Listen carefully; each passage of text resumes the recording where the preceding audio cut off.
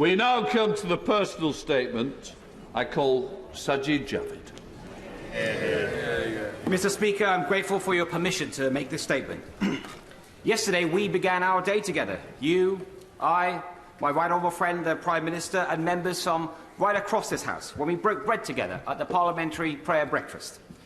And we listened, all of us, to the words of Reverend Les Isaac, who spoke about the fact that responsibility that comes with leadership, the responsibility to serve the interests of others above your own, and to seek common ground of your party, your community, and above all, your country. Now, colleagues will be forgiven for my sense of déjà vu. Despite what it might seem, I am not one of life's quitters. I didn't quit when I was told that boys like me don't do maths. I didn't quit when old school bankers said I didn't have the right school ties. And I didn't quit when people in my community said that I should not marry the love of my life. I care deeply about public service and giving back to this country that has given me so much.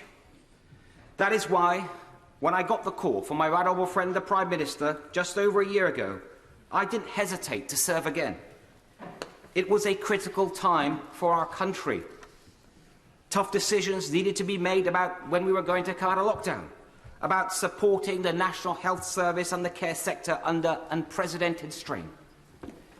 It has been an absolute privilege of my life to have been trusted with these responsibilities, and I can only hope that my best has been good enough. It has undoubtedly also been one of the toughest roles that I've had so far. The gravity of Home Office decisions, the scale of Treasury decisions, but nothing matters more than the health of your people, of the British people, especially and in the wake of a pandemic. Caring for people's health and well-being is truly a noble vocation. And so I would like to take this opportunity to pay tribute to all of those across the country working in health and care sectors, as well as those that I worked so closely with in my old department, DHSC, and in the NHS. There is so much that I planned for the long-term reform of our health and care systems, and it is a wrench to leave that important work behind.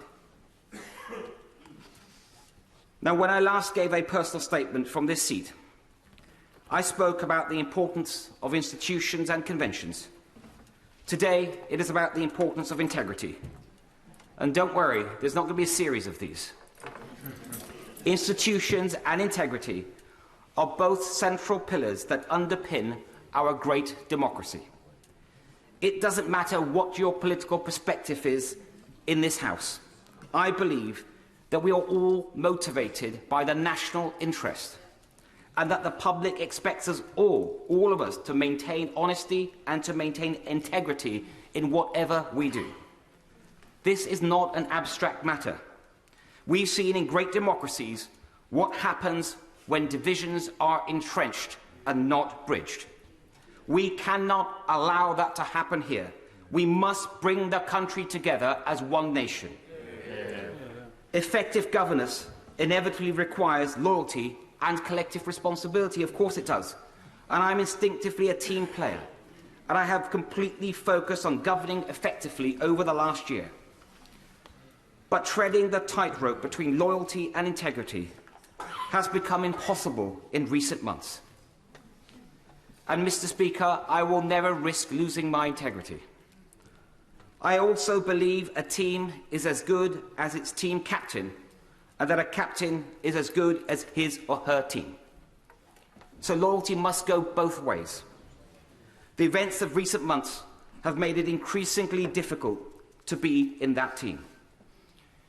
It's not fair on ministerial colleagues to go out every morning defending lines that don't stand up and don't hold up. It's not fair on my parliamentary colleagues who bear the brunt of constituents' dismay in their inboxes and on their doorsteps in recent elections.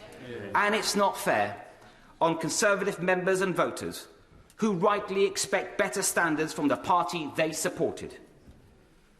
When the first stories of parties in Downing Street emerged late last year, I was personally assured at the most senior level by my right honourable friend's then team that, and I quote, there had been no parties in Downing Street and no rules were broken. So I gave the benefit of doubt. And I went on those media rounds to say that I'd had those assurances from the most senior level of the Prime Minister's team. Then we had more stories. We had the Sue Gray report, a new Downing Street team. I continued to give the benefit of the doubt. And now this week again, we have reason to question the truth and integrity of what we've all been told. And at some point, we have to conclude that enough is enough. I believe that point is now. I welcome the Prime Minister's public acknowledgement last night that matters could have been handled better in who he appointed and what was said about what he knew when. And I appreciated his kind and humble words and his humble spirit when I went to see him yesterday, and also the kind letter that he has sent to me. But I do fear that the reset button can only work so many times. There's only so many times you can turn that machine on and off before you realise that something is fundamentally wrong. Last month, I gave the benefit of doubt one last time.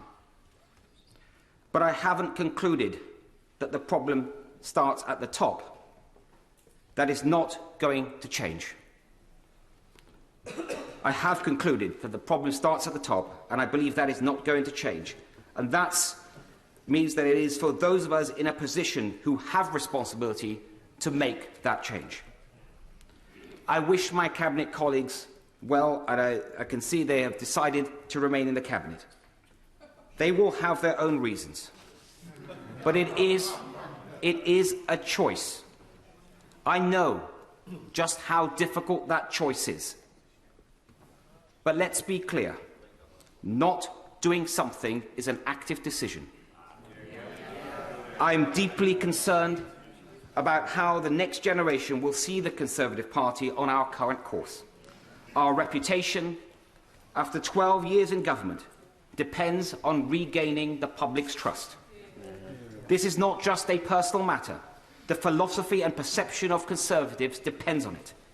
It is central to the Conservative ideal that we believe in decency, in personal responsibility, and in social justice enabled by conventions and the rule of law. The Conservative mission to extend freedom and prosperity and opportunity is all at risk if we cannot uphold that ideal. And, Mr. Speaker, it is not only the Conservative Party is not the only great institution in need of urgent repair. Like everyone in this House, I have been dismayed by the drip of stories of harassment and worse by members of this House. So I'm also concerned about how the next generation will see this House and the health of our democracy. In recent years, trust in our roles has been undermined through a series of scandals. But the one thing we can control is our own values and behaviours. So it is incumbent on all of us to set high standards for ourselves and to take action when they are not met by others. Mr. Speaker, I'm grateful for the messages of support that I've had from many members of this House and beyond. I got into politics to do something, not to be somebody. So it is hard in one way, but not in another. Being a good father, a husband, a son, and a citizen is good enough for me. And if I can continue to contribute to public life and my party from the backbenches, it will be a privilege to do so.